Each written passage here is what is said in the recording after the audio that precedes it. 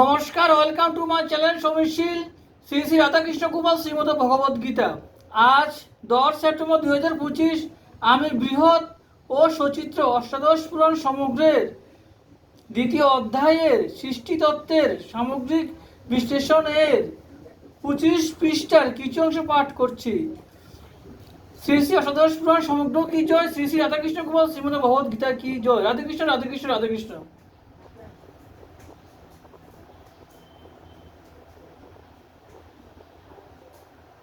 এরপর সূর্যের সহস্র রশ্মি সপ্ত রশ্মিতে পরিণত হয়ে ত্রিলোক দহন করতে থাকে,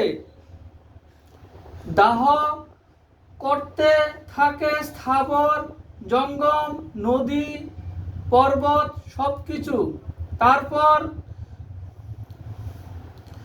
পৃথিবী হলো বৃষ্টি প্লাবিত, সমুদ্র মেঘ জল সহ যত কিছু পার্থিব পদার্থ ছিল সবই জলমগ্ন হলে একার্ণ হয়ে গেল।